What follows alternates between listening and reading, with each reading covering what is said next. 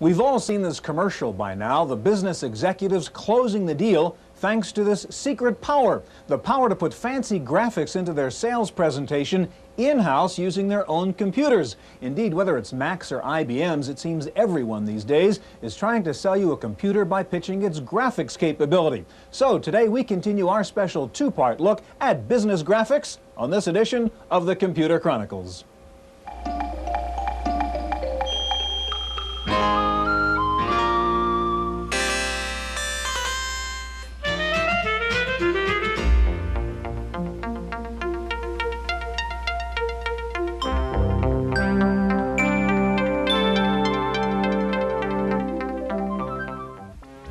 The Computer Chronicles is made possible in part by CompuServe, featuring an online reference library, Wall Street reports, at-home shopping, airline reservations, games, and hundreds of other services. CompuServe, helping people get the most from computers. Additional funding is provided by McGraw-Hill, publishers of Byte. Byte's detailed technical articles on new hardware, software, and languages cover developments in computer technology worldwide.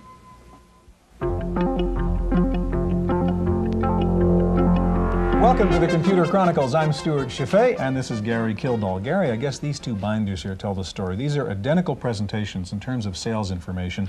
This one is a lot of boring spreadsheets and charts and numbers and the usual stuff you would see. Same report, spectacular color graphics. Obviously, this does a much better job of getting across the story. We're talking about business graphics in the IBM world today. When you think about graphics, you think about the Macintosh, of course. From a new user's point of view who wants to get into business graphics applications, does it matter whether he's in the Mac world or the MS-DOS environment? Well, Stuart, it doesn't really because, well, first of all, the Mac is a standard graphic environment. Any Mac you buy is going to have high-resolution graphics. And if you buy the Mac 2, then you can have color. IBM PC, you're going to have to configure something yourself or with your dealer, like an EGA or VGA system to get the kind of resolution you really need. But when you get there with IBM PC, then you have all sorts of software and hardware options that you can add to the thing. So it really doesn't matter. It's really up to you as far as how much you want to configure, how much do you want to have as a standard system. Gary, today, as I said, we're going to focus on business graphics in the IBM world, and we'll see some of the best graphics package for the MS-DOS environment, including the new product from Ashton-Tate called Draw Applause, the new product from Lotus called Freelance Plus, the best-rated graphics program for the IBM called Harvard Graphics, and a program called Inner Graphics that lets you do graphs in 3 dimensions. Now, we're going to begin by taking a look at these particular software programs from DRI called GemGraph, and the presentation team as used at a company in Sunnyvale, California, where they use the software for everything from sales presentations to technical illustrations. Hello, Hank. ESL is a branch of the TRW Corporation, specializing in communications and reconnaissance equipment for the military. At their headquarters in Sunnyvale, California, the production of technical and maintenance manuals used to require the cooperation of a group of departments and an outside print shop.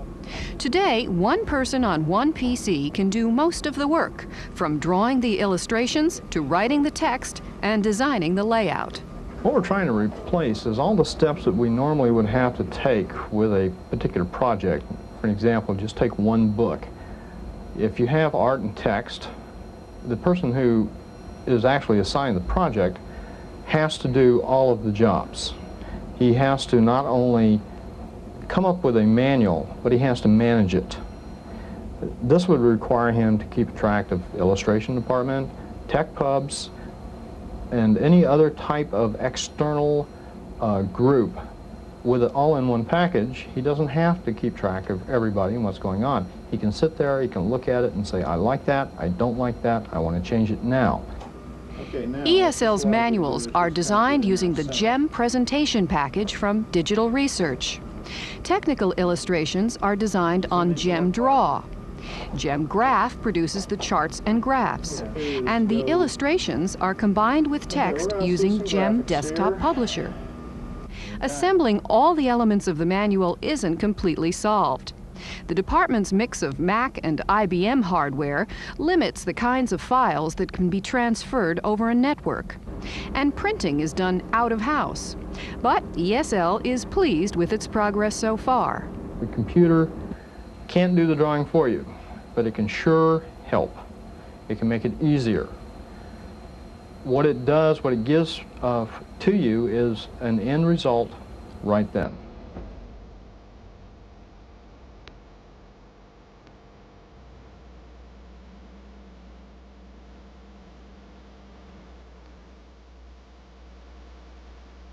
Joining us in the studio now is Richard Dim, Senior Product Manager with Ashton-Tate, and next to Richard is Randy Andes, Vice President of Marketing with Entronics Research. Gary? Richard, when the IBM PC first came out, I guess it was a character-based machine, right? Monochrome display adapter was a standard thing. Now, is there a movement toward graphics as far as IBM PC users are concerned? Are they demanding graphics now? Oh, very much so, Gary. The movement towards the graphic interface reflects the success the Macintosh has had in the IBM world, and also IBM's move now to the OS/2 Presentation Manager front-end graphic interface. So we see that as really the optimal way to provide power and also ease of use.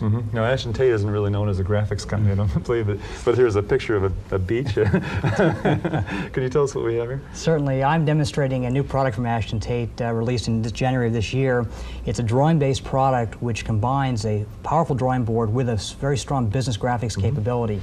We do that by offering a series of pull-down menus across the top of our drawing board, combined with a number of graphic primitives that represent drawing tools. Supporting the drawing board, however, is the ability to import data directly, for example, in this case from DBase through diff files, and I'll retrieve a file now.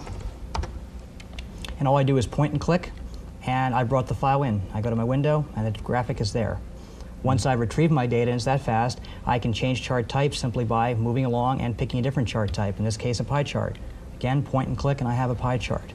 At the same time that I choose my chart types, and let's go back to a bar chart, I have a range of charting options. For example, stacking bars, making them 3D, again, point and click, and I have the chart type again. Now let's take this chart and bring it back into our picture window where I can use some of our drawing capabilities. Notice I'm using a mouse. The product does support a keyboard as well as a graphic tablet, very important in the IBM world. Now here I have my piece of background art I'd imported earlier from our library. Now, was that created in the program, or that's a library picture? These were actually all created with the program, and the program contains 125 images like this. This is background art as opposed to something else. So you have a library plus you can create your own. That's correct. Now, what I'd like to do is just size my chart. I brought it in, I'll size it, point its size, point at the chart, and make it smaller. Once I've done that, I can relocate the chart. In this case, I'll move it, edit again, move, point and click here, and I'll move it over to this side. And what I'll do is combine that with some text on the screen. In fact, first I'll redraw it just to clear the screen up. I'm refreshing the screen after I've moved things around and left holes where they used to be. And as soon as my image appears, and you can see that's a quite complicated graphic, but it goes quite quickly. Let's go to text. And in this case, I'm going to pick a slightly smaller text size. Notice my icon represents my text size. And I'll pick a color that shows up nicely, yellow. And let's put some text right here, and we'll just type in draw applause. And it's that quick and easy to add text. And throughout my drawing board, I have a whole range of other really graphic art quality. We might mention that there's a Tandy 4000 hidden under the table that's driving this. Yes, this is a yes. 386, and that's one of the reasons we're getting the graphic speed that we see here. Oh, I think I was comment. I think it's important, in fact, that many of these products, Draw Applause, for example, will actually run on an 8088 or an 8086 chip. Certainly on a 386, it moves along at a nice Now, going clip. back to the PC environment a little bit, what sort of hard copy devices do you support? Draw Plus supports a full range of black and white hard copy devices, laser printers, dot matrix printers. It also supports flatbed plotters. I think very important to the whole industry. Ashton-Tate has begun a graphics service bureau called the Ashton-Tate Graphics Service. The communication software is built into the product. What this does is allow me to take a picture like this, point and click, send the image off, and have a slide back to my desk the next day. Richard, can I ask you to slide to keep Certainly. it over to Randy, because we want to take a look at Inner Graphics in just a minute. While he's getting Inner Graphics up, Richard, one more question. You can obviously import files from DBase. Can you import files from other programs into Draw Applause? Yes, we can import files from Lotus, WK1 files, DBase, and also, probably most importantly now, something called a Computer Graphics meta file, which is the emerging standard for file transfer amongst graphics products. We import and export CGM files. Okay, Randy, you have Inner Graphics, which has been around from the beginning just about, and what does it do? What's unique about Inner Graphics? Well, Inner Graphics is a program which allows you to do not only the drawing board that we've seen here, but it also has a full charting capability as well. So it can do two-dimensional charts, and we have about 30 or 35 different formats that you can do in the charting area. In addition to that, we can do three-dimensional charts and analytic type of graphics. Could you give us some examples of how Inner Graphics works? Sure. What I'd like to show you is a product which is an add-on to Inner Graphics which accentuates the three-dimensional aspect of inner graphics. And this particular chart could have been read from a Lotus spreadsheet using our macro, for instance, brought into the program, and then when you go into this, you have the same basic drawing board feature along the top is your command line, and by the way, you could use a mouse with this also. And this is Kaleidochart we're looking at, which is an add-on to It's an add-on to Inner Graphics, and it just further enables you to enhance your three-dimensional type graphics, to rotate, change the view angles of the graphics, this type of thing. For instance, if we wanted to change the longitudinal attitude of this, you can rotate your chart, and then once you're through, you go ahead. We have two modes that you can actually draw this in: a draft mode, so you can see it initially, say, yeah, I think that's kind of what I want, this type of thing, and then in a fine mode, of course, which is the completed three-dimensional chart.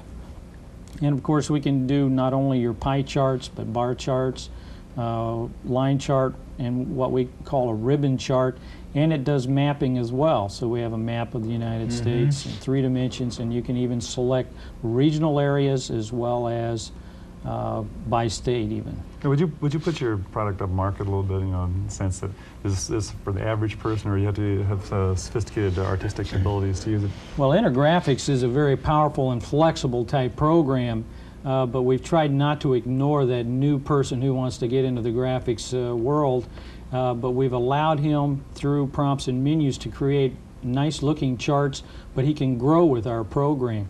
But it is focused on the power user, and a power user, much like WordPerfect is focused in the word processing industry to the power user there. We've tried to focus our package to him also.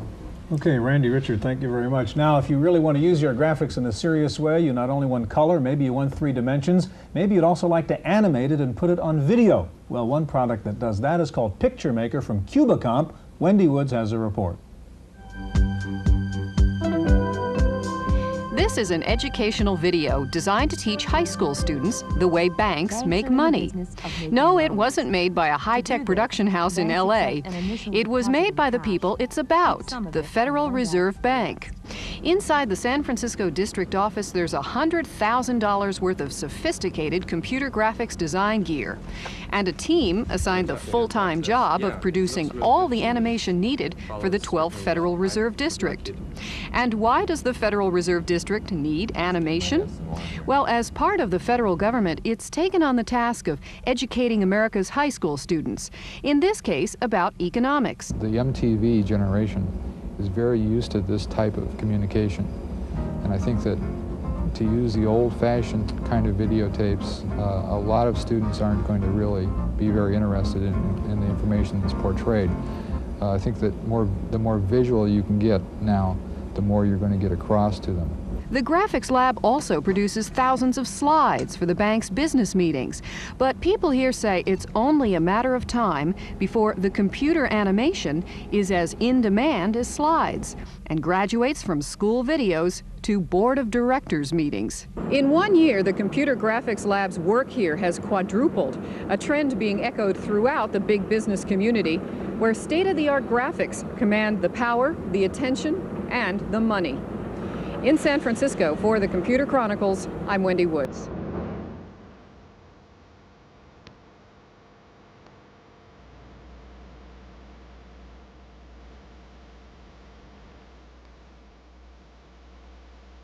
Joining us in the studio now is Tim Davenport, Director of the Graphics Product Division for Lotus, and next to Tim is Tess Reynolds, Group Product Manager with Software Publishing. Tim, obviously Lotus 123 has been a very, very popular program over the last several years. One of its strong points, however, I've heard, is not its graphics, difficult to use. Does Freelance Plus really correct those things? Well, first of all, I don't think it's the case 123 is all that difficult to use to create charts. It's more that people wanted to do a lot more. So Freelance Plus was introduced as a product that allowed you to enhance the charts you first created in 123, or to begin from scratch in Freelance Plus and create a more diverse set of graphics. Okay, well, let's get into the program. Sure, let me show you how we can do that. To begin with, I have a screen here where I have loaded a corporate logo, and this is one you may have created yourself with Freelance using some of the drawing tools, and I've added a line. What I'd like to do is add a chart to this screen, And in doing that, I will show you the chart module where there's a form where you enter the text and the data that would drive a variety of bar charts. And the chart you create in the program, you're not importing this from somewhere else? That's right. This is being created by Freelance Plus, and here's a variety of the chart types that are available. It's as simple as taking this to our screen now and dropping it in. And now you can begin to move it around. First, I will edit the size of it so that we can make it part of a slide or an overhead that would have more graphics on it. So you're building one slide here, and you're going to put a bunch of different elements in there, and this graph is one of those elements. That's right. So I've now moved the chart over. One thing you notice on the screen is there's a status panel on the right that gives you some information. It tells you what item is selected and you're working with. It also tells you that you're on page 1. Okay. One thing that's available is a second page, which you can use as a scratch pad.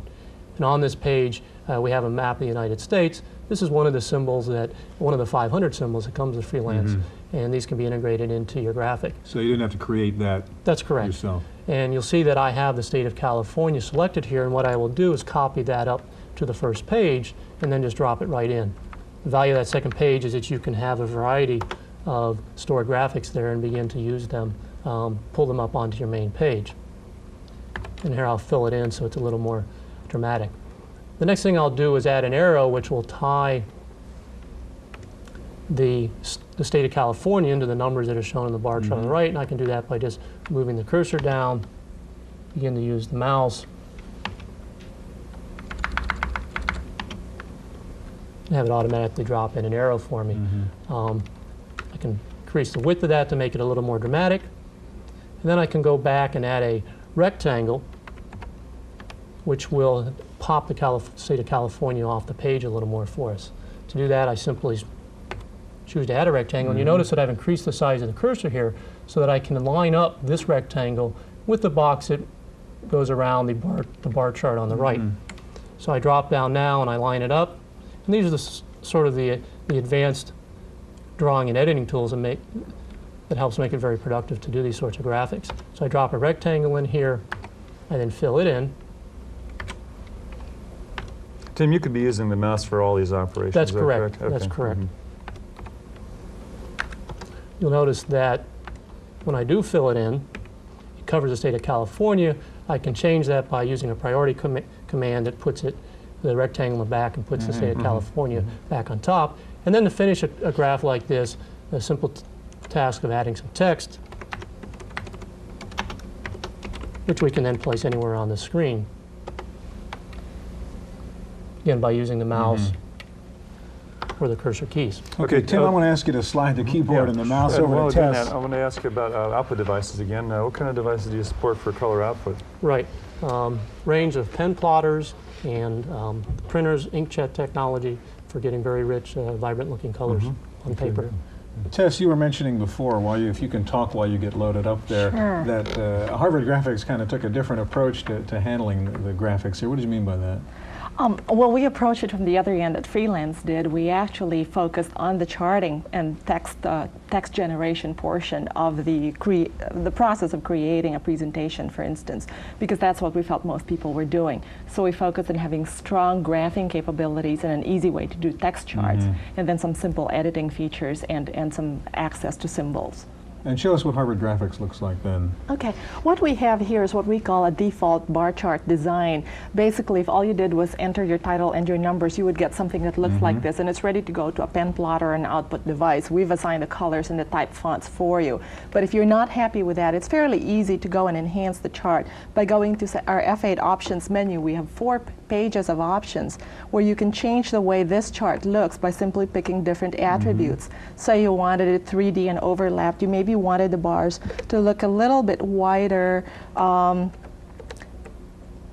maybe a little bit narrower, and so on. You can assign different colors to the background. You can assign legends, add data tables, and so on. But even just by changing those 2 values, you can see the chart already looks fairly different.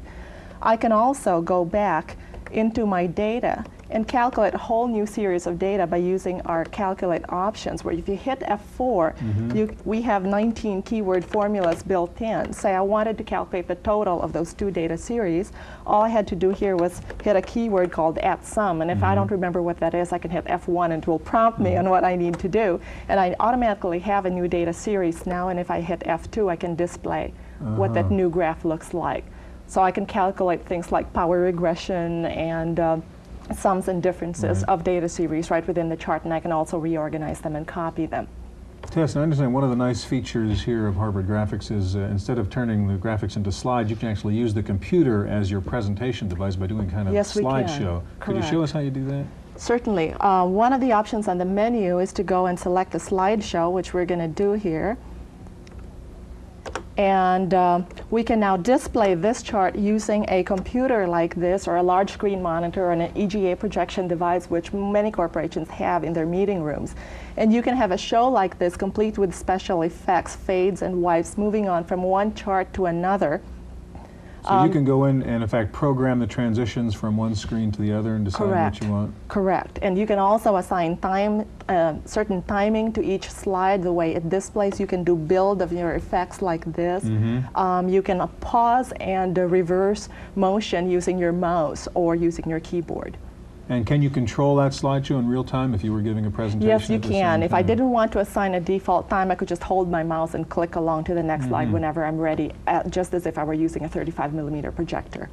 And can you import data from other software into Harvard Graphics then? Yes, definitely. We support all the leading import and export standards, and so we can read 1, 2, 3 WKS files, either the name graph that's been stored in Lotus or worksheets, and of course all other worksheets that save in that format. We also import ASCII and the limited ASCII, so we can import. And we've talked about hard copy devices on every one of these programs, and you have some hard copy. You got some is that output from Harvard These are just some examples of the high quality output that you can get using some of our symbols to merge with the slides to make them look a little bit more interesting. What kind of printer would you have used for this? These were done on a Calcomp ColorMaster thermal printer, and that's why you get that nice shiny finish to the color. Okay, that's great. Tess, Tim, thank you very much. That's our look at business graphics. Hope we'll see you here again next week on the Computer Chronicles.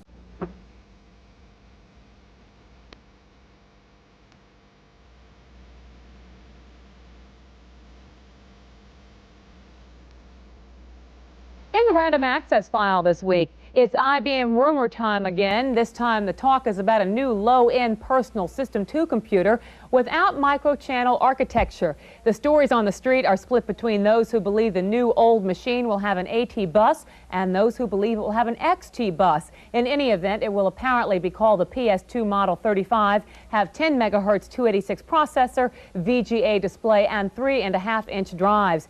PC pundits are calling it the classic Coke syndrome, with consumer demand for the older formula still strong. Meanwhile, back at the office, more bad press about the PS2 Model 30.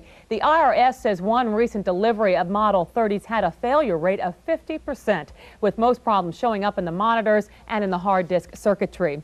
Zenith says it's going into production with a new multi-processor computer that can support up to 16 386 chips and 160 terminals running off a single PC. The FCC says that 75% of PCs recently tested failed to meet radio interference standards, despite the fact that the models had earlier gotten FCC approval. The commission says manufacturers submit so-called lab queens to the FCC, which are okay, but they then proceed to crank out production models which don't meet the standards. Inside Peripherals says it has developed a 3.5-inch floppy disk that can hold 20 megabytes of data. Several major disk manufacturers have reportedly licensed the technology. The first disks are due out in early 1989. Time now for this week's software review. Here's Paul Schindler. These linked Rolodex cards serve as a visual metaphor for HyperCard, the hot new Macintosh method for linking bits of data together. It's been in the news a lot since it was introduced last year, and now commercial HyperCard applications are coming to market. Among the early winners is Focal Point. Focal Point is a personal organizer of multiple dimensions. It installs itself on the home card menu. The first thing you see is the daily calendar. You can enter appointments and annotate them. The second thing you see is a to-do list. You complete items and mark them off each day. You can refer to prior to-do lists, and you can move items from one day to the next. You can also refer to old to-do lists. There's a monthly calendar, which you can print out. There's a name and address folder, which can be linked with to-do items or calendar items. You can also log outgoing and incoming calls, and there's a call timer. There are 5 other project and client management functions we don't have time to mention. Focal point for the Macintosh is $100 from Activision in Mountain View, California. For the Computer Chronicles, I'm Paul Schindler. A trial date has been set in the Apple, Microsoft, HP lawsuit, but the judge has set the date for August of next year, 11 months from now. Microsoft has asked the judge for the reason behind the long delay. Both MS and HP are concerned that the longer the case drags on, the more uncertainty there will be regarding the future of the Windows and new wave operating environments. Well, you can't sue a virus, but you can sue the hacker who planted one. In what is believed to be the first such lawsuit, a bulletin board operator in New Mexico is suing an alleged virus uploader for, quote, knowingly and intentionally unloading a digitally infected file. A copy of the lawsuit is in the IBM Communications Forum on CompuServe. Most high schools are happy if they have a few Apple IIs hanging around. The Thomas Jefferson High School in Virginia can now brag about being the only high school in the country to have its own supercomputer. If you recall, earlier this year, we reported on a contest run by ETA Systems of St. Paul, Minnesota, for high school students to come up with school projects that would make use of a supercomputer. Well, Jefferson High won the contest, and so an ETA 10-piece supercomputer is now on its way. Finally, if you've become addicted to fax machines, there's help on the way. Northwest Airlines has announced that it is installing credit card-operated fax machines at its executive lounges in 12 major airports. So secretaries, watch out. The boss is never really away anymore. That's it for this week's Random Access File. I'm Cynthia Steele. The Computer Chronicles is made possible in part by CompuServe, featuring an online reference library, Wall Street reports, at-home shopping, airline reservations, games, and hundreds of other services. CompuServe, helping people get the most from computers. Additional funding is provided by McGraw-Hill, publishers of Byte. Byte's detailed technical articles on new hardware, software, and languages cover developments in computer technology worldwide. For a transcript of this week's Computer Chronicles, send $3 to PTV Publications, Post Office Box 701, Kent, Ohio 44240. Please indicate program date.